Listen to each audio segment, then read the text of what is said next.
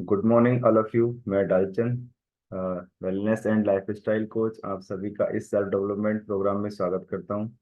और जिस तरह से हम डे बाय डे हम सीख रहे हैं अपने आप को कुछ ना कुछ नए नए टॉपिक के साथ कुछ ना कुछ अच्छा करने के लिए, क्योंकि जिंदगी को कुछ बेहतर करने के लिए या कुछ भी काम हम स्टार्ट करते हैं तो उस पर रोजाना हमें कुछ ना कुछ ऐड ऑन करना होता है। कोई भी काम कीजिएगा, जरूरी नहीं है कि मतलब इसी तरह के हम काम करें, या कोई भी हमारे आम जिंदगी में किसी भी तरह के काम होते हैं तो हम उनको करने के लिए और एक सही दिशा देने के लिए हमें कुछ ना कुछ उसमें रोजाना हम ऐड ऑन करते हैं। सपोज दैट हम जैसे मान लीजिए किसी मकान का निर्माण होता है या कुछ और ऐसी चीजें हम बनाते हैं तो उसमें रोजाना हम कुछ ना कुछ जोड़ने पे लगे रहते हैं कि हाँ आज ये करना है, आज वो करना है, यानी कि एक लिस्ट होती है उसकी। और लेके जीरो से हीरो तक मतलब उसको हम रोजाना उसमें प्रिपरेशन करते हैं और रोजाना उसमें कुछ ऐड ऑन करते हैं। वैसे ही लाइफ का भी कुछ इस तरह से ही फंडा है कि हम लाइफ को भी डिजाइन करते हैं। और हम यहाँ हैं तो हम एक ऐसे समझिएगा जैसे कि हम कहीं वैकेशन पे आए हैं, क्योंकि लोगों को लगता है कि जीवन मिला है तो खाना पीना और काम धंधे करना यही पर्याप्त है। नहीं, ये नहीं है। हम एक वैकेशन पे जैसे हम कहीं घूमने जाते हैं वैसे ही हम भी इस सृष्टि में घूमने के लिए आए हैं ईश्वर की मर्जी के अनुसार। और हम यहाँ का क्या कर पाते हैं और क्या सीख पाते हैं और क्या समाज को हम अपनी तरफ से कुछ दे पाते हैं, ये डिपेंड करता है हमारे ऊपर और हमारी सोच के ऊपर, है ना। तो जैसे जिंदगी में कुछ पाना हो तो आज बात करेंगे जिद के ऊपर कि जीतना है तो जिद करनी बहुत जरूरी है, और जिद का कितना बड़ा पार्ट हमारी लाइफ में है ना।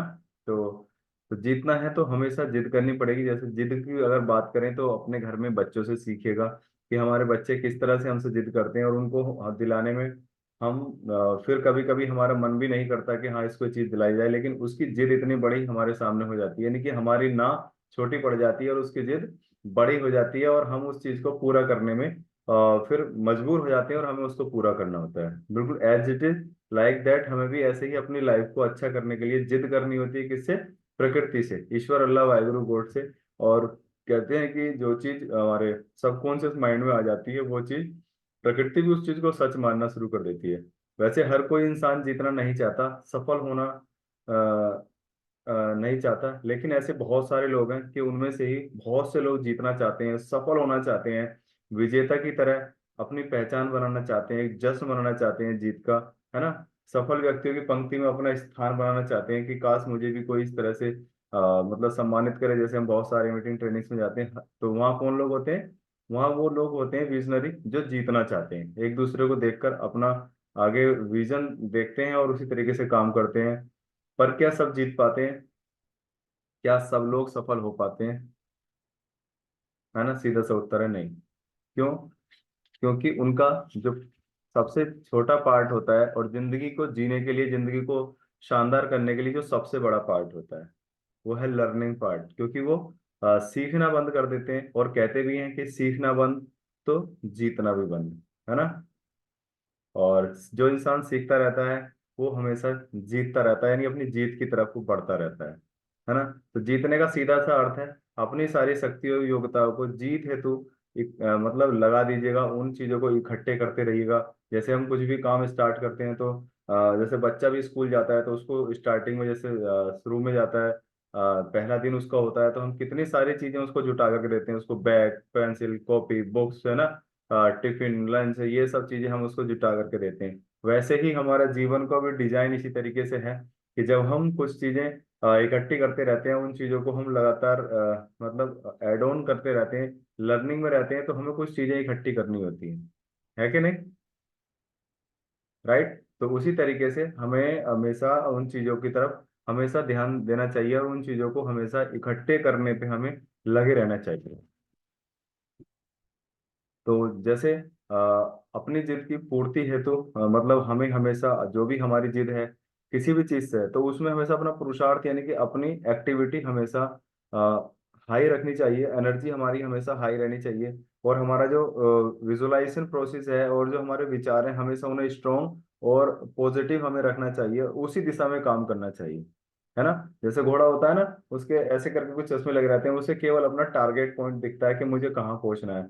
और जो इधर उधर देखते हैं देखने में लग जाते हैं तो वो चिंतित हो जाते हैं और वो चिंताओं से भर जाते हैं और चिंता फिर उस काम को करने में नहीं करने देती, यानी कि हमारा जो लर्निंग प्रोसेस या हमारा उस काम करने का जो फ्लो बना था वो ब्रेक हो जाता है।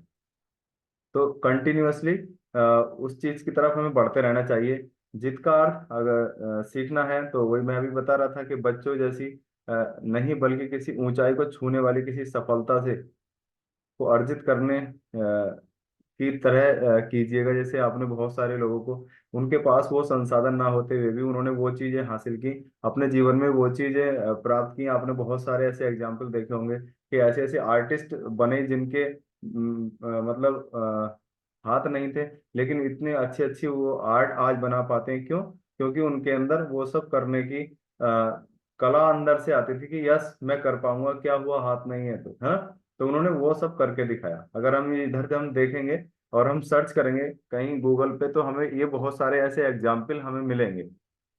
तो उनके अंदर क्या थी? उनके अंदर केवल एक ही था कि उनका जो लर्निंग प्रोसेस था और उनको जो जीतने की जो जिद थी वो बहुत ज्यादा स्ट्रांग थी। तो जब तक जीतने की जिद बनी रहेगी, तो और अपना अटूट संकल्प, अटूट विश्वास बना रहेगा, तब तक हम उस काम को करते रहते हैं। क्योंकि कुछ लोग ऐसे हैं जो अपनी इच्छाओं में समेट करके रह जाते हैं कि हाँ अब तुझसे नहीं होगा, ये तेरे बस की बात नहीं है, ये तेरे लायक काम नहीं है, इसे तो कुछ लोग ही कर पाते हैं, है ना। इस तरह से वो उन चीजों से बच करके निकल जाते हैं। तो जिद तो करें, लेकिन निश्चय करो, एक विचार बनाओ उस चीज के लिए, है ना। हमेशा जिद करो और निश्चय बनाओ उस विचार के लिए, और विचार बनाओ, मन में दृढ़ प्रतिज्ञा होनी चाहिए उस चीज को करने की, कि कैसा भी मौसम आए, सर्दी हो, गर्मी हो, बरसात हो, कि मैं रुकने वाला नहीं हूं, है ना। फिर देखो जीत क्यों नहीं मिलेगी।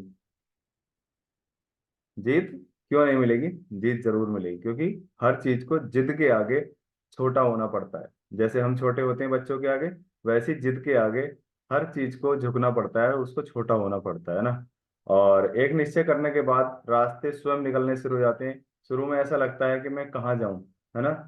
जैसे आपने देखा होगा, वो एक कहानी है कि शिव शिव खुलजा वाली, है ना, वो गुफा के सामने खड़े थे, लेकिन उन्हें 40 चोर वाली के उनको कोई इस तरह से कोई रास्ता नहीं मिला था, लेकिन उन्हें भी रास्ता मिला, लगातार वहां लगे रहे और उन्हें फिर वहां से अंदर जाने का उनको रास्ता मिल गया। वैसे ही अगर हमारे स्टार्टिंग में हमें बहुत सारी विपत्ति आती है और हमें रास्ता नहीं मिल पाता कि हम कैसे पहुंचे वहां तक, क्या करें क्या ना करें, तो जब हम चलना शुरू करते हैं तो रास्ते हमें मिलना शुरू हो जाते हैं। जैसे हम घर से चलते हैं, रात में चलते हैं, तो गाड़ी मान लीजिए हमें अपने यहाँ से कहीं दूसरे शहर में जाना है, कि गाड़ी की लाइट वहां तक की हमें शहर दिखा देती है क्या?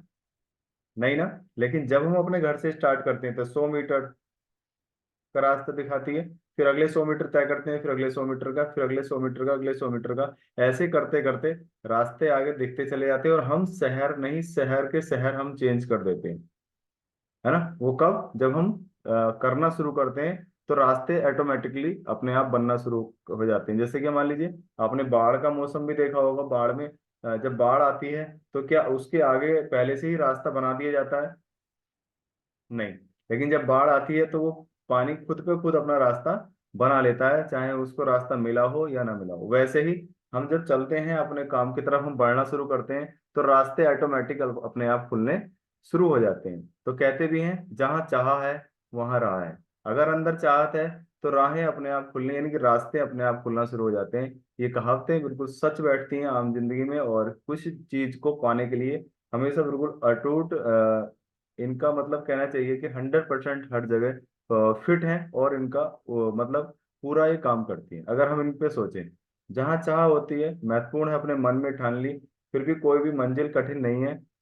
मुझे हमेशा एक स्कूल में एक बात, एक हमारे टीचर थे, वो बोलते थे कि कौन विघ्न है ऐसा जग में, है ना, कौन विघ्न है ऐसा जग में, टिक सके आदमी के मग में। यानी ऐसा कोई ऐसी परेशानी इंसानी जीवन में नहीं होती, लेकिन उसका विश्वास और अगर अटल है, तो कोई भी परेशानी ऐसी नहीं जो इंसान के रास्ते में आकर के रुकावट बन जाए, है ना।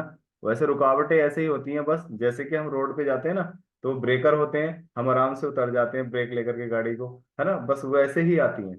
लेकिन उन ब्रेकर पे रुक करके कौन रुक जाता है, कौन आगे कूद के निकल जाता है, वो डिपेंड करता है हमारे विश्वास पे और हमारी जिद के ऊपर, है ना। और कठिनाइयों की अगर बात करें, तो कठिनाइयाँ और ऐसा मतलब सफलता का दोनों का आपस में एक कॉम्बिनेशन है। कठिनाइयाँ नहीं आएंगी तो सफलता भी नहीं आएगी, है ना। सफलता इतनी आसान हो, मतलब आसानी से किसी को सफलता मिल जाए, मतलब किसी का पारिवारिक ऐसा दादा परदादा का कोई जमाया बिजनेस है, अगर उस पर बैठ जाए कोई उसका बच्चा या उसका मतलब पोता या मतलब उस परिवार का और कोई वारिस उस पर बैठ जाए, तो उस सफलता को वो उतने अच्छे तरीके से एंजॉय नहीं कर पाता। हालांकि उसको चलाता जरूर है, लेकिन उसको नहीं पता होता कि कठिनाइयाँ कैसे आती हैं। कठिनाइयाँ या सफलता कैसे आती है, क्या इन दोनों का क्या कॉम्बिनेशन है, वो इस चीज को कभी भी कोलरेट नहीं कर पाता, क्योंकि उसने नहीं खड़ा किया, वो तो उसको बना बनाया मिला। तो वैसे ही सफलता बहुत सारे ब्रेकर से यानी बहुत सारी कठिनाइयों से होकर के जाती है। और ऐसी मतलब ऐसी खराद की तरह होती है जो मनुष्य के समूचे व्यक्तित्व को हीरे की तरह तराश कर मतलब एकदम अद्वितीय चमक पैदा कर देती है, यानी उसके जैसी चमक फिर कहीं नहीं दिखती। जैसे हम बहुत सारी ट्रेनिंग में जाते हैं, स्पीकर्स को हम सुनते हैं तो ऐसा लगता है कि इससे अच्छा स्पीकर कोई और दूसरा है ही नहीं, राइट। तो वैसे ही हर एक इंसान जैसे हीरे को तराशते हैं, वैसे ही इंसान तरसता है, अपने आप को तराशता है रोजाना।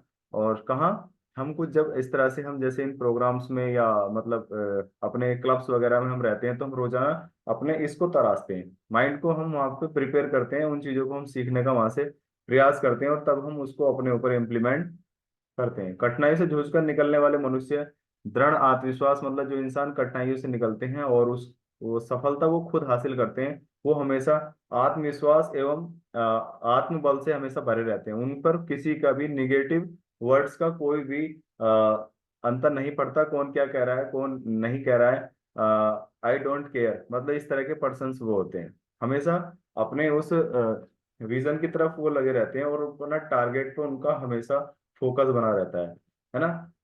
एक कहते हैं कि जितना जितना बड़ी जल्दी जितना बड़ा जितनी जल्दी बनना चाहते हो, सीखने पर भी उतना ही ज्यादा हमें ध्यान देना होगा।